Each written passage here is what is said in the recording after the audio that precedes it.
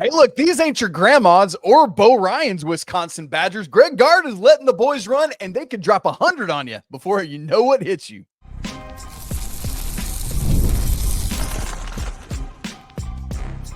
You are Locked On College Basketball, part of the Locked On Podcast Network. Your team every day. Hey there, what's up? Happy Tuesday. Welcome into the Locked On College Basketball Podcast, the only daily national college hoop show out there. I'm your host, Isaac Schade. You're joining me at the place to get your college basketball content every single day. It's all part of the Locked On Podcast Network. I want to thank you so much for making us your first listener watch to get your Tuesday going the right way. This episode is brought to you by Game Time. Download the Game Time app. Create an account and use code LOCKEDONCollege for $20 off your first purchase. I want to give a special shout out to all the everydayers here with us and all you great members of the Locked On College Basketball Discord. We're hanging out, chatting college hoops all day, every day. That link's in the show notes. We'd love to see you in there. Joining me on the show today is my good friend, Mr. Ryan Harings, the great host of Locked On Badgers, because we are doing our Wisconsin team preview today. By the way, if you'd like to check out a playlist of all our team previews, I'm going to link it in the top corner up there on the YouTube machine, unless Amazon tries to wreck it like they did everything else on Monday. Woof, that affected all our lives in a crazy way. And I didn't know that Amazon was hosting all these websites that they're hosting, but boy, do I now, Ryan, and are we so dependent on Amazon? It's crazy. Yes, that was a large impact, and unfortunate for my children as well, who were trying to play video games. And from us at the top to the children getting on the PS5, it hit everybody. Luckily, I think we're over it at this point. My wife, I did not know this, and this is a quick aside, and then we'll get going. Apparently, Amazon makes more from their website hosting every day or every month than they do from their e-commerce. Like, that blew my mind. I didn't know. Yes, they're in everything though, right? They branched out, and again, not to turn this into a business podcast, but they have done things pretty intelligently to build the amount of money that they have under their coffers. So, if they ever are interested in some NIL to Wisconsin Badger football, they would certainly be welcome at this point in time. Come on, Jeff Bezos, we need you. Okay, here's where Ryan and I are headed today, talking the Badgers. We'll look at this new tempo. Warp Speed Badgers happened last year. We'll look into that. We had the red and white scrimmage on Sunday, so I'm going to get some takeaways from Ryan on that. We'll look at the personnel. John Tonje out, but now is it John Blackwell's turn? Who else is coming around him? We'll look at the schedule.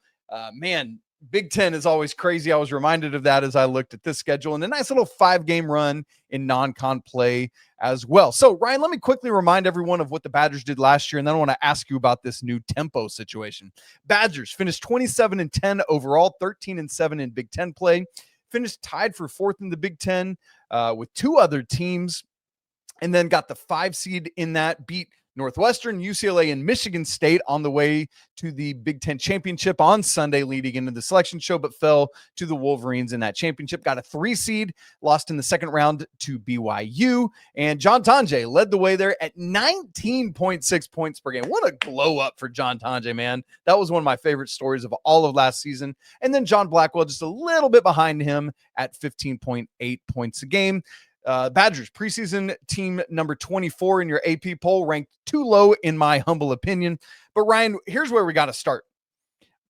Basically, the entirety of of the 2020s or of the 2000s, I guess I should say, Wisconsin has been in the 300s in adjusted tempo at Ken Palm. I'll give some more specifics here in a second. But then suddenly last year, Greg Gard takes the governor off, and this thing is going at warp speed. The Badgers finished last year 149th nationally, which might not seem like much to, a lot of people, but in Greg Gard's previous 9 seasons, this team had averaged being 320th at Ken Palm in adjusted tempo. What on earth is going on in Madison? Yeah, it's exciting times. Just like you mentioned, the Badgers we always knew, right? Shooting teams out of the gym and playing leaky defense, firing their way to 90-point wins. It's really interesting because and I almost want to ask you this too, if you can think of another parallel to this. Greg Gard has been there for about a decade, previously under Bo Ryan for a long time. His ways were very entrenched. It's very unusual for a coach who's been in a place for a long time, has had success, and then flipped the way he did something. It's a lot of credit to him. It's a lot of credit to what Greg Gard did. The kind of fulcrum upon which this shifted was Kirk Penny, former Wisconsin Badger, New Zealander, has played overseas. He's a shooter. He came in and he said, I think we can optimize this. I think we can take some of what makes Wisconsin special, but let's space the floor. Let's shoot. Let's get earlier shots. Let's still hunt those trademarks of Wisconsin efficiency. Let's still hunt efficiency, but let's hunt it earlier and quicker. Let's put the defense in a blender a little bit. And it's here to stay. In fact, what you saw last year is a precursor to what you're going to see this year. You're going to see more threes. You're going to see more tempo. You're going to see a faster brand of Wisconsin Badgers basketball. This offense is going to be electric. And I give a ton of that credit to Gard, who in the middle of his coaching tenure, a long, successful tenure. That's right. We're going to do something different. Not many coaches can do that. Ryan, I love what you said there, because I feel like usually when a coach makes a change stylistically or schematically of this magnitude, it's because the wheels are falling off. And it's like, we got to do something. So Grinnell College D3 school is going to go out and chuck 8 million threes a game and score 5,000 points a game. For Gard, as you said, it's like, we're taking an already successful program that was in the national championship game about a decade ago and like light it on fire and just speed up. And it's crazy because, to your point, it's not like, we had it very similar to Virginia, for people that might, know that thing with Tony Bennett and the blocker mover and all that. It is slow and plotting, but it's intentional. And these are teams that are highly efficient offensively. But Ryan, what blew my mind, I didn't remember or realize this until I went back and looked at the Gard tenure. Last year, when they sped up the Badgers, it was actually at KenPom the most offensively efficient team in terms of where they ranked nationally of the Gard era. Man, as you said, all the kudos in the world goes to this man for his, what I would call, humility to say, all right, let's try something else and see if it can take off. So you said you expect Ryan to see it even more this year. Why is that? So they've really leaned in, right? So Kirk Pitney came in, I think, as proof of concept. This can work. Wow, this can really work. Let's lean in. And you mentioned it's the efficiency, right? Because it's still Wisconsin hunting free throws. Under Bo Ryan, one of his staples was we would make more free throws than opposing teams would shoot. John Tonje, Blackwell, those are free throw merchants. So they're still getting efficient shots, but they're doing it quicker and faster. And what they did this offseason, and I know we're going to get into it, is geared towards this offense. It's shooting, passing, speed, tempo. It's all geared offensively, and every spot on this team. And I talked to Gard actually at Media Days, and I asked him specifically, is this maybe the best shooting team you've had? And he Gard is very much let's see. But I can tell you from talking to someone else on staff, they're like, I think our top 7-8 guys are all shooters. Like, this team is going to shoot space and create a lot of havoc with decision makers. It's going to be a fantastic, I think, in my opinion, offensive year. Now, there's other questions, which I'm sure we'll get to, but offensively, this team is going to cook. So for anyone that thought last year was a one-off, be ye mistaken, because it's not. It's, at least for right now, here to stay. Ryan, two of my favorite, I was just thinking back through last year, two of my favorite indicators of this crazy new up-tempo were, one of them was early, November 15th, Wisconsin hung 103 on Arizona, the first time getting 100+ against a power conference opponent in over 3 decades. And then January 3rd set a Big Ten record with 21 made threes against Iowa. Crazy, like 21 of 31. That's 67%. I mean, just absolutely absurd. It was the most points scored in any Big Ten game in 3 decades. I mean, Ryan, that's Wisconsin we're talking about. I can't wrap my head around it. Yeah, that first Arizona game, too, that was really the Tonje breakout game where they couldn't guard him. They couldn't keep him out of the paint. It was the first time we really said, that's something special here. And again, let's give credit back to Gard. Tonje was an under-recruited, unheralded transfer portal guy. Yes. And he became a borderline, a second-team All-American in Madison. You think back to what Gard did for A.J. Storr, who came to Wisconsin from St. John's, blew up, and then went to Kansas and fell off. You think what he did for Johnny Davis in 2 years, turned him into a lottery pick, and now he can't find a landing spot. Like, there's a track record here. Come to Wisconsin. If you're an athletic wing, you can shoot the ball. Gard's going to develop you. And this is going to help lead to more talent. That's how this stuff works. So you're not wrong. That Arizona game was the early precursor of what this offense would be. And it was John Tonje's kind of breakout performance. Sam Decker's out here like, man, why can't I play for these Badgers, man? I'd love to light it. Okay, so Ryan, Sunday, 2 days ago, was the red and white scrimmage. I'd love to just ask you, because one of my favorite things is overreactions to exhibition season. So right? Like, it's so fun. So I would love for you to give us your like 3 biggest takeaways from this intra-squad scrimmage. I love optimism season. I love overreaction season. So yes, let's go. So Nick Boyd, who we're going to talk about, San Diego State point guard coming in, veteran guy, has played a ton of ball, 21 points in 23 minutes in the red and white scrimmage. And when I alluded to tempo, speed, athleticism, he's going to be one of the fastest guards Wisconsin has had in a while. He's going to push tempo. And you and I both know some of the best shots you're going to get are early threes off tempo. It's that trail three off the secondary break. It's the corner three when the defense collapses to the paint to stop the rim runner. Boyd's going to unlock that. I think a big season for him. Number 2, we talked about it, 44 threes attempted in the red and white scrimmage. They're going to let it fly for better or worse. I'll pause there. 44 threes attempted in the red and white scrimmage. What was the like, was it a couple 15-minute halves, or what was the makeup of the game? Like, how much game time was that 44 attempts? Normal. So it's a normal kind of okay. Normal game time. And the percentages weren't great, but I think one thing that has been unlocked a little bit, and this is a little bit more of a modern idea on basketball, is good shots are good shots, right? You hunt efficient shots, and if they don't go in, they don't go in, but you're going to win with process over results. Yep, exactly. And that was a process that you can see on display. Again, this team is going to hunt shots, they're going to find shots, and they're going to shoot shots. Now, the other one I'll give you, the other overreaction, Hayden Jones, 6'6" freshman, coming out of New Zealand. That was part of that Kiwi. He's a Kiwi. A Kiwi. He's 6'6". He can shoot. And he was an overseas guy that's played in FIBA U19. He's got experience against bigger guys. He's come in and he's kind of moved up that pecking order. I would expect to see the 6'6" New Zealander hit the court this year for the Badgers. Kind of, where do you expect it to play out on the 3 or down at the 4? Where do you see him getting his minutes?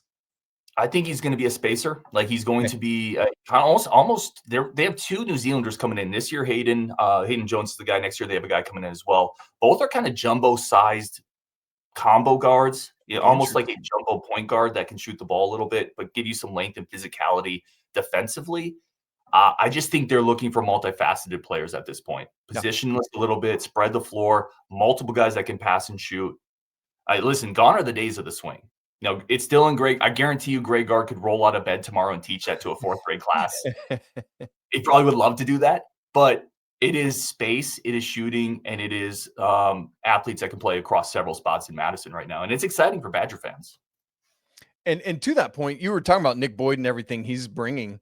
I'm so excited and interested to see how this backcourt of he and Blackwell like unlock each other and help each other. I just think the give and take there, assuming that they have coalesced together well, could be a real lot of fun and could be one of the more dynamic backcourts in the entire Big Ten. Excited to see that. Speaking of which, Ryan Harings, several key Badgers are back, but that guard we're just talking about, he brings Final Four experience to the table. He's coming to help. And also, Ryan and I make our predictions for the starting 5 for the Badgers and maybe a little breakout candidate. Love to hear a little bit of that from Ryan. All coming up in just a second. Right after I tell you about Monarch. Look, let's be honest. Most of us can't even name all our financial accounts, let alone what they're worth. Between 401ks, savings, investments, it's easy to lose track. And y'all, that can mean you're leaving money on the table. That's why you got to start using Monarch. It's an all-in-one personal finance tool that brings your entire financial life together in one clean, easy-to-use interface on your laptop or phone, whatever device you want to use. Monarch helps you organize your accounts, track your spending, get a better handle on all your investments without having to touch a spreadsheet. And I say that as someone who loves a good spreadsheet. I love also that I can review everything with my wife. We see our shared goals. We make better financial decisions together. And I can imagine Ryan's a family man with his wife. I've got my wife. We've got 2 kids. Like, we want to make sure that we're locked in together with all of these financial decisions, right? So that we're keeping it on the same page. Monarch helps do that. They've got visual dashboards and smart tools to make it so much easier to understand where our money's going and how to make it work harder for us. So don't let financial opportunities slip through the cracks. Use code LOCKEDONCollege at monarch.com for 50% off your first year. That's a crazy deal. Monarch.com, code LOCKEDONCollege for half off your first year. This episode is also brought to you by FanDuel. Look, The NFL season is here, and FanDuel has an offer that you're not going to want to miss. Right now, new customers can bet just $5 and get $300 in bonus bets if you win. That's right. Pick a bet, put down $5, and if it hits, you're going to unlock $300 in bonus bets to use all across the app. When you use FanDuel, whether it's parlays, player props, even getting in on the action live, it makes watching football all the more exciting. If you covered teams like the Badgers or the Tar Heels who are not exactly playing great on the gridiron this year, you need something to root for, right? So whether you're a casual fan or you love diving into the stats, FanDuel makes the game day experience so much better. I live in Missouri, where right now we're waiting on FanDuel to be here December 1st. But I just got kicked out. I used to be able to see all the conference odds. And so, man, maybe you want to go check out the Big Ten regular season odds and see where Wisconsin's at. Maybe you believe in these Badgers in a big way. Go ahead, get in on that action, Ryan. Does that make some sense to you? I love it. And, the thing with FanDuel, too, is you mentioned the football. Even if your team is struggling a little bit, the live in-game betting allows you to stay in the action and continue to have a little bit of fun if your season isn't quite going the way you expected. Which, again, is the plight for both of us with the individual teams we cover. So what are you guys waiting for? Visit FanDuel.com to download the app today. Go ahead and get started. Ryan, as is the case for so many people in the transfer portal era, the Badgers have 9 new faces on this roster between transfers and international players and freshmen, and 5 of the top 7 scorers are gone last year, including John Tonje, who we talked about, but second leading scorer, John Blackwell, he's back. What is going to make him so good this year, and who else is back around him? Yeah, Blackwell's a really interesting one. So last year, the Badgers, again, despite the offensive efficiency marks we talked about, they didn't have a true point guard, not a true point guard, set the table. So Blackwell, who is really more of a combo guard, he shifted over and he took a lot of those responsibilities. This is where Nick Boyd coming in. It isn't just Nick Boyd. It's Nick Boyd unlocking Blackwell. Blackwell is going to take up the John Tonje mantle. Get the rock, go score the rock. He went this offseason, went into the NBA draft combine, tested the waters, got feedback. I think he's really locked in. He is ready for a dominant season this year. In the red and white scrimmage, scored, but also had 7 rebounds, 4 assists. He's kind of a two-way guy, dynamic, athletic, gets to the rim, gets to the paint, big-time talent. But I think he really benefits from Blackwell, or from Nick Boyd coming in, because it's going to free up the playmaking duties and allow him just to be the scorer. So I think you start there, a big season for Blackwell coming up.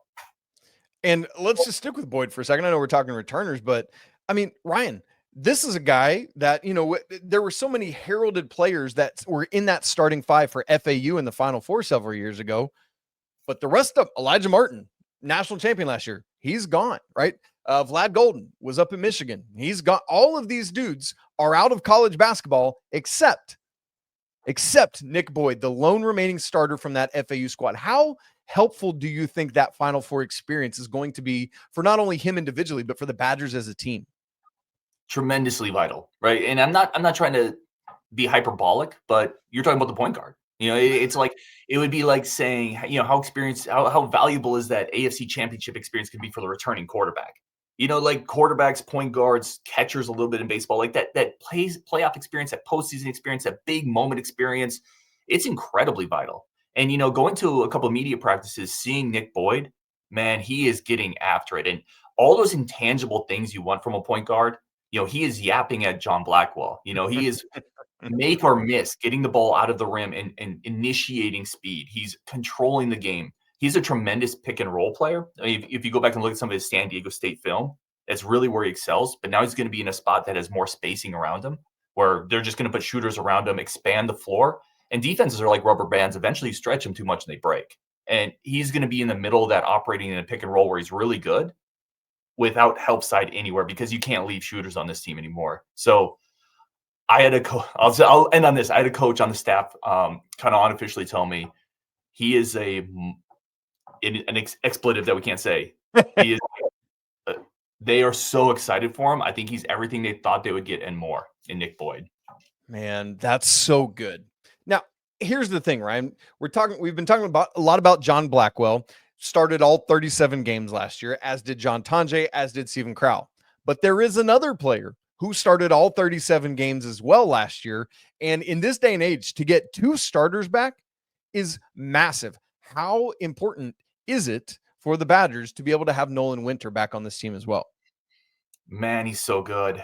So if you go look at Synergy, which Synergy is kind of a video platform, but it'll track every single possession by every player across college basketball. Think PFF, but much more robust in its grading for college basketball. Nolan Winter's in the 98th percentile of offensive possessions, 99th percentile in post play, 99th percentile in transition play and points per possession. He's a bit of a unicorn on this team. 6'11", can shoot the ball, athletic, can really glide to the rim. He's going to be a big part of this too. Again, we talk about the ability to shoot at all spots. He's going to be a 5 for this team, filling in for Steven Crowell, who's a really good piece for the Badgers. Right. And they do lose a little bit of the physicality inside. That is a spot where I think they can get exploited a little bit this year on the defensive glass, post defense. But Crowell's going to take opposing 5s and just bring them out to the 3-point line. And they're going to have a really tough time dealing with his efficiency. We have to see it with a bigger jump in minutes now. Right? He's got to do what he did last year and then do it over the course of 32 minutes. But he's up to 240 this offseason. He said they were just putting food into me and I was just lifting weights, essentially is what he said at media day. I'm paraphrasing, but he said, my goal is to get bigger in an intelligent way. He is a 6'11", 240-pound, athletic, mobile big that can shoot threes. And the Badgers wouldn't be able to afford a guy like that, quite frankly, in the portal if he wasn't in-house. That's a great point. I think he's a star. I think there's a pretty good chance he's the highest draft pick on this team coming forward. I think he probably has more upside than a John Blackwell just because the NBA is going to look at him and say, 6'11", can move and shoot. Yeah, we're going to take that. Sign me up. Right, exactly. All right, obviously we're talking Nick Boyd. He, is the name that everyone's going to know for Wisconsin in this transfer portal class. But there's also Andrew Rohde coming over from Virginia, Austin Rapp from Portland, Braden Carrington from Tulsa, and Elijah Gray from Temple. As you look at the rest of that quintet, aside from Nick Boyd, who we've already talked about, who really kind of stands out to you, or who's going to get major minutes out of those other 4? Yeah, it's a really good question. We'll kind of roll through them relatively quickly. Andrew Rohde coming over from Virginia is going to be your starting 3. That's a really nice glue piece they're going to get. 6'6", 6'7", good length. He's been in that Virginia defensive system. I think that's your stopper on the wing. Not hyper athletic, but a guy that understands defense. You have to if you're – obviously Virginia's evolved a little bit, but he was there for several years. So he's going to give them that defensive front. He shoots a little bit. He's an incredible passer. He's probably the best passer, Nick Boyd included, on the team. As a small forward, he's really unique in that sense. I think they're going to run a lot of action where he's going to get the ball on the second side with 12, 13 seconds left on the shot clock and go right into another pick and roll. And I really think they're going to put teams in a blender with that type of action. Austin Rapp coming in at the 4. He's interesting. Played at Portland last year, young player, really shoots. Like fitting the theme we talked about, let it rip. He shoots a lot. We've already seen it in some of the media practices. We've done it in the red, white scrimmage, legit NBA range. Athleticism is going to get tested at the Big Ten level. But just as a floor spacing 4, he's going to fill that role for the Badgers. He's going to have to prove he can rebound. He's going to have to prove he can play physically against the Big Ten front courts we're going to see, which I think is a massive question for this team defensively. Offensively, it's a perfect fit. And then you talk to Braden Carrington coming over from Tulsa, also played at Minnesota. He's probably your 6th or 7th guy. But what he gives you is a guy who, again, can shoot the ball. See the theme? But he gives you experience, toughness, and size defensively. And I think he can come off the bench and you can slide him in at the 1, the 2, the 3. Let's say he comes in for Nick Boyd. Now Blackwell can slide over to the 1, and then Carrington can be your 2 or 3. Rohde can play some 1 because of his playmaking. Yes, again, it just goes back to that positionless shooting team that Greg Gard has constructed. And I think all these pieces fit pretty well. I think every one of those players is going to play a relatively major role for the Badgers this year. You've already mentioned Hayden Jones. I want to ask you about the other international player coming over from Lithuania, Alexis Bieliauskas. And Ryan, is he more of a project or somebody that you expect to get legit minutes this year? Yeah, so I think it's Bieliauskas, but that's an impossible. I apologize. Excuse me. Oh, that's an impossible one to nail on the first try. Like, I actually went and watched Lithuanian film just to find the pronunciation. I do this all the time. Yes. So the Badgers that I talked about, if you look for concerns on this team, it is in the front court. It is in the front court, specifically defensively and on the glass, where you're replacing a Steven Crowell, who was a 3-year starter down there and was just big, physical, typical Big Ten, kind of that type of center. So Bieliauskas will get an opportunity to fit into that front court rotation. The staff is actually pretty high on him. I think they've grown to be a little higher on him. Just talking to some people in the building. He's 6'10", again, an overseas guy who has played against international competition, bigger people, stronger people, played in Lithuania. I think he's probably ahead of an Elijah Gray, who I know you mentioned earlier, as if you need to bring in a backup 4 because Rapp gets in foul trouble, or a backup 5 and goes small. I think Bielya-Luskis is probably your guy there. Yeah, even I still trip on it. But I do think they expect him to be in that rotation this year. Okay. Yeah. And then there's 2 other freshmen coming in, Zach Kinzinger and Will Garlock. Both of these guys at 247, outside the top 100. Again, same kind of question, Ryan. Do you expect them to get much burn this year, or is it kind of development guys to be ready for the next year or two? This is where you always have to caution yourself. You and I talked about optimism season, and like every player is going to play. And then you look down at your notes, and you're like, well, geez, they're not going 12 deep. Let's pump the brakes here. I know this is new Greg Gard, but they're not playing 12 players. Will Garlock has really turned eyes. Let's start there. So I saw him a couple times in high school. I went to watch him, and honestly, it was a little underwhelming for a guy with his size, his athletic tools. And then he got to camp, and people were just like, wow, he's bigger, he's stronger. So this is a 7-foot, 240-pound guy that moves really well. One thing, you talking to Nolan Winter, and he said, yeah, 7 foot jumps out of the gym, makes the basketball look like a Nerf ball in his hands. I actually think he's going to play this year because, and I think it'll be one of those roles where 3 games in a row, you may not see Will Garlock. And then you play Purdue, and my goodness, we need him for 20 minutes because it's Purdue. I think it's going to be. Don't let him play too well because you don't want Matt Painter stealing him next season. I know. Maybe we'll tone it down. Maybe we'll use more for Michigan State than Illinois. But athletically, his upside is tremendous. He can move. He has a wingspan. He's 7 foot. He can jump. It's just, how do all the other accompanying pieces come together? But I do think you'll see him this year. Kinzinger is probably a tougher one. Again, I got a guy I saw in high school, really good shooter, really, really elite shooter. I just don't know where he fits into the rotation year one. He's a coaching kid. He comes from a hoops family. His older brothers play. So those players always have that kind of intangible quality to them. I went and watched him play in high school, and he's running back in transition and yelling at people, like all those things that you're like, yes, I love this kid already, right? Take a charge and yell at somebody to switch the screen. Let's go. Gosh, that's so fun. Yeah, man, I'm all in on that. But I think it might be I just don't know where he fits into the rotation this year. Hey, Ryan, I don't know if many people are aware of this. There's only 200 minutes that you can give in a basketball game, right? Like, that's how math works. So, yeah, at some point, you just run out of a real estate, and it just is what it is. Hopefully, he's in to stay and develop, right? Like, that's what we're always trying to figure out in this portal era age. Quickly, Ryan, because I know we got to keep moving. From the way we've been talking, it feels like there's a pretty set starting 5, but I just want to make sure that we're not missing something here. It feels like it's obvious that it's Nick Boyd and John Blackwell at the 1 and the 2, and in some form, they could basically run interchangeably there. Rhodey at the 3, Austin Rapp at the 4, and Nolan Winter at the 5. Am I missing something there? Is there anyone else we need to even consider? Nope, nailed it. That's been locked in for a while. When those guys came into the portal, this is the starting 5. So, Yep, you nailed it.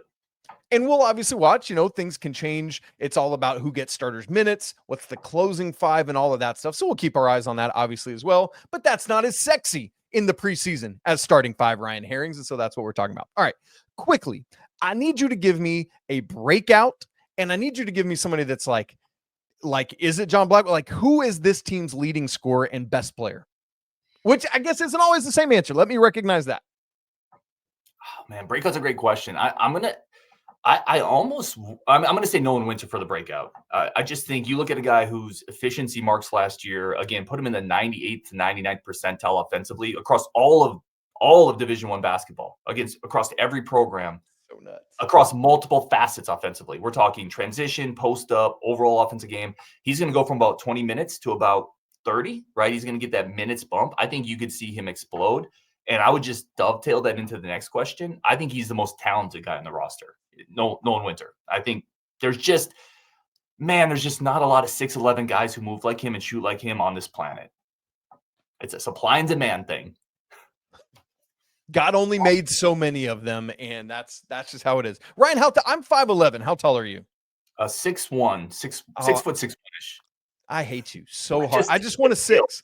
I just want a 6 in front of my number. Okay. Anyway, fine. Now I'm mad, and this is frustrating. But the Badgers, as we start to look at the schedule and make some season predictions, there's a pretty tough 5-game stretch of the non-con schedule and 2 different doozies in Big Ten play. We're going to unpack those and make those season predictions all coming up in just a second. Right after I tell you about Game Time, y'all, college football is back, and I couldn't be more excited. The tailgates, the rivalries, the energy in the stands, there ain't nothing like it, but let's be real. Actually getting tickets to these games can sometimes feel like more of a battle than the game itself. There's endless lines. There's these hidden fees. The prices jump when you get to check out. It's absurd. And that's why you got to use Game Time, the app that gives the advantage back to you, the fans. It's the easiest way to score last-minute tickets at the best prices with no surprise fees. What you see is what you pay. Honestly, it's faster, it's cheaper, and less stressful than any other way that I've tried to buy tickets. And I love that you can find views from your seat right there in the app. You know, Ryan, I was going to go look at ticket prices in Eugene for Wisconsin at Oregon on Saturday, but I decided to save the Badgers fans and bypass that one. And so I looked ahead to Wisconsin against BYU in the Delta Center coming up 1 month from today, November 21st. There's a get-in price of $87, man. I would definitely pay that to see this team against BYU and AJ DeBansa and Elijah Sonnet. Man, it's going to be so much fun. You guys, take the guesswork out of buying college football tickets with Game Time.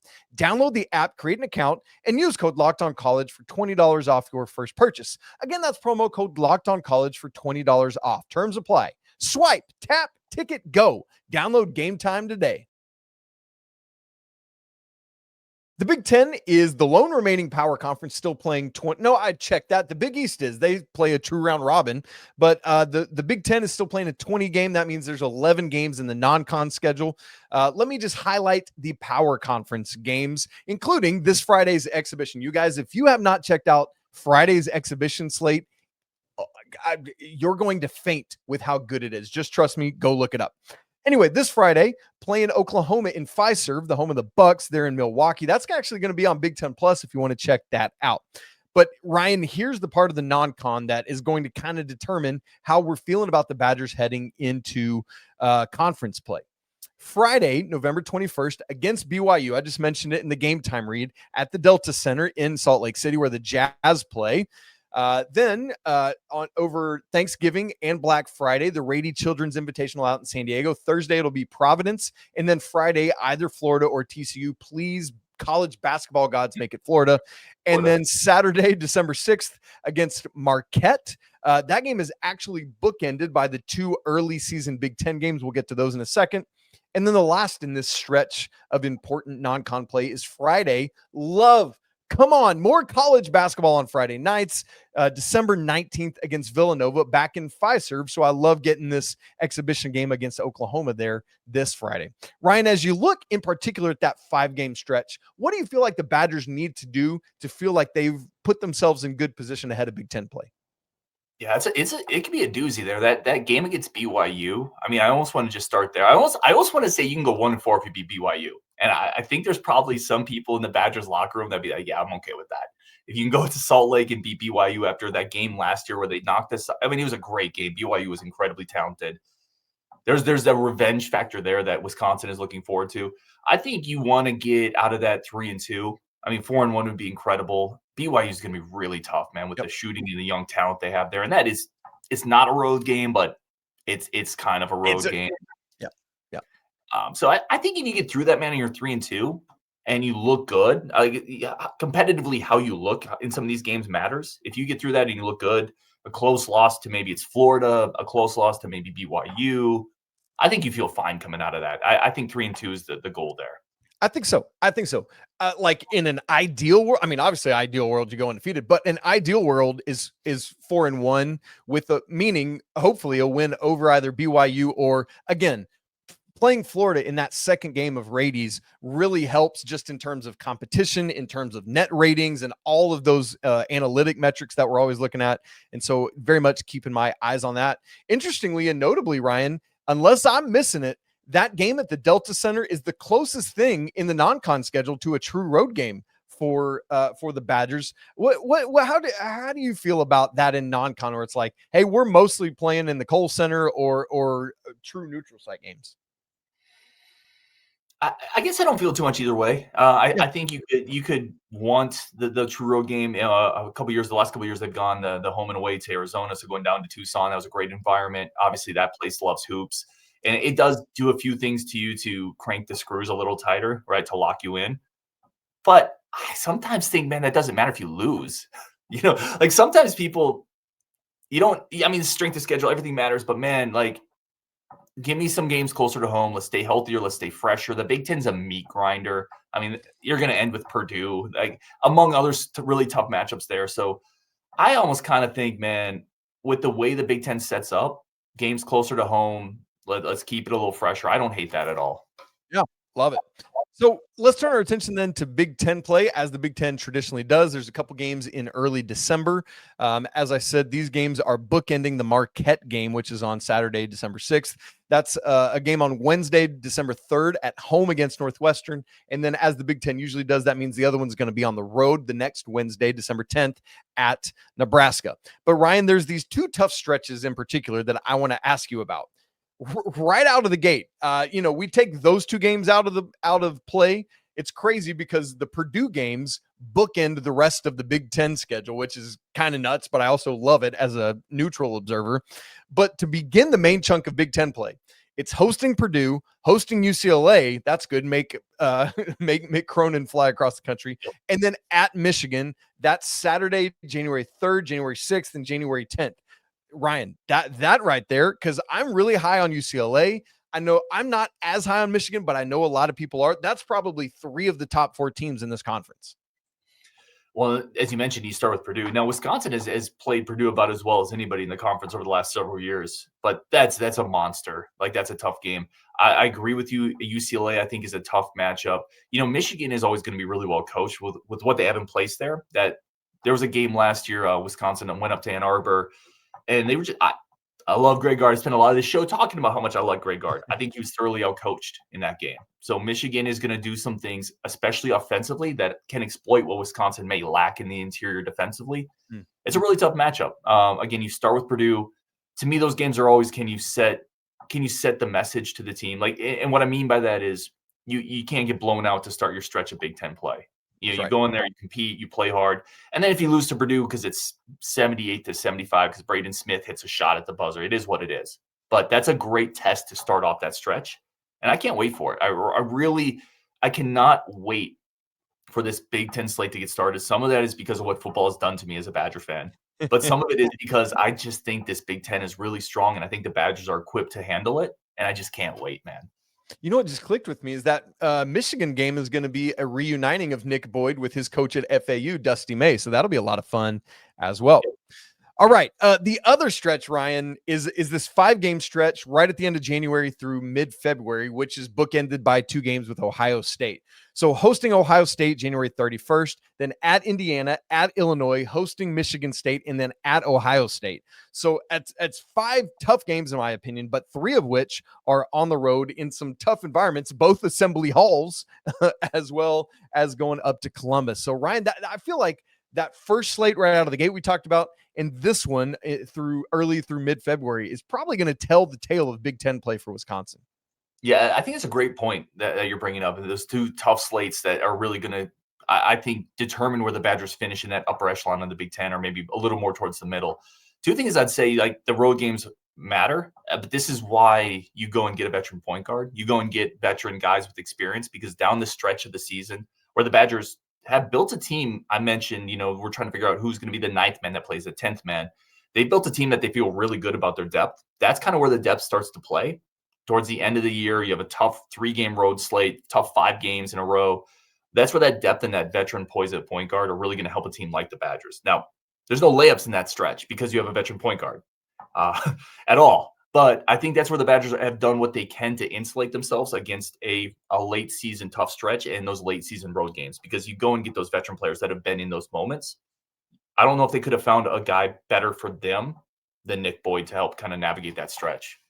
Yeah, man, that's so true. And I hadn't even caught that till right now, but not only is it 3 of those 5 are on the road, but 6 of the final 9 games, Ryan, are all on the road, including ending the regular season in West Lafayette. So we'll keep tabs on that. But again, as you said, having the experience and maturity of both Nick Boyd and John Blackwell running the show will help a lot. I know we're going long, my man. Let's get to some. I'll throw one more quick thing in there. I know. Yeah, bring it. No, bring it.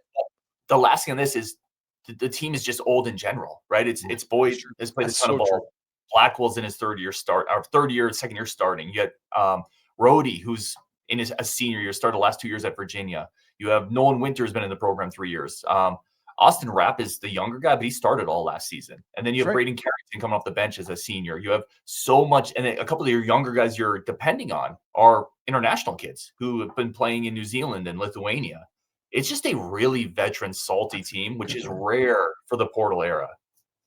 That's a good word. And as you said, once you get into all those road environments, they have that stability, and you're not relying on the nerves of some highly touted freshman to do it. And so that's got to be worth at a couple points on the road, like legitimately, Ryan. That's a great point. Thank you for bringing it. Now, as I was starting to say, we're running long. I apologize. Thanks everybody for being with us here.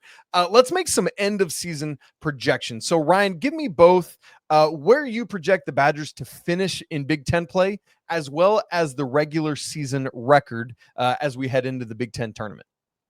Yeah, I'd have to go back and look. So I wrote down the notes that I've lost it, to be honest, but I had them right at about 14-6 in the Big Ten. I think I'm looking at, I've got your notes up that you wrote down. Yeah, you had 14-6 in Big Ten play, 8-3 in non-con play. So I think that gets me to what, 22 wins. And I think that's where they're on. I think Purdue's going to get them a couple times. I think they will lose to BYU.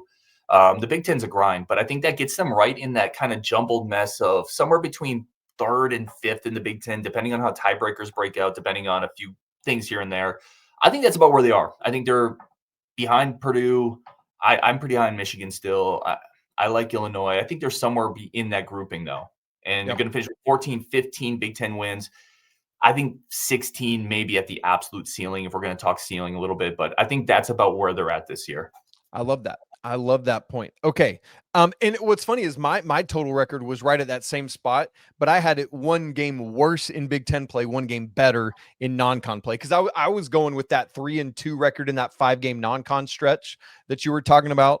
And then a conference record of 13-7. So I was like slightly lower than you in conference play, around 5th, maybe 6th. But as you said, I think there's such a jumble as per usual at the top and middle of Big Ten, that it could be one of those years like 2 or 3 years ago where it was like a game or two separating 2nd through 9th in the Big Ten standings. And so it's like, you just want to get yourself in that mix and see what happens. All right, Ryan, ultimately, when it's all said and done, Selection Sunday, where are the Badgers going to hear their name? What number are they going to have by their name, and how far are they going? I think it's a 3 or 4. I think it's a 3 or 4, and I think this team can really push into the Sweet 16-ish because of the veteran poise, because of the shooting. It just feels like every year you hear about teams, man, I don't want to face that team. I think this Badger team is the team, if they're healthy. You're not going to want to face a team with a bunch of veterans that can all shoot and spread you out. So I think it can make a run, and you and I both know this. If you can get into the Sweet 16, brother, anything can happen at that point. Right. That's absolutely right.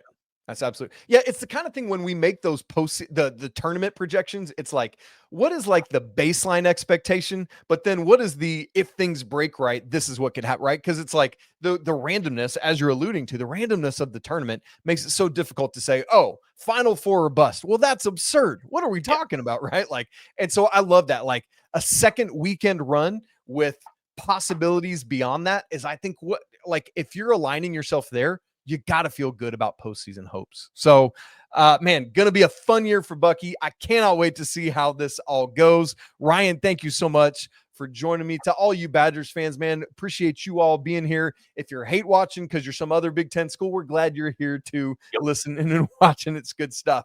If you're not already subscribed to Locked On Badgers, go do it right now so you don't miss a second of everything that's going on in the lead up to the season. If you haven't subscribed to Locked On College Basketball, we'd love for you to do that as well. As I mentioned earlier, we've got a Discord for Locked On College Basketball. That link's in the show notes. Absolutely free to join. We'd love to see you in there. We got fans of all sorts of different teams. It's a lot of fun. We got some Purdue folks in there. It's BYU folks actually that dominate it the most, as well as some Crimson Tide. And so we need to get some more fan bases in there holding their own as well. You guys, as always, I want to say apologies to the Lawyer family. Cheers to the Wild Pope. Shouts to the McBruins. And until tomorrow, peace.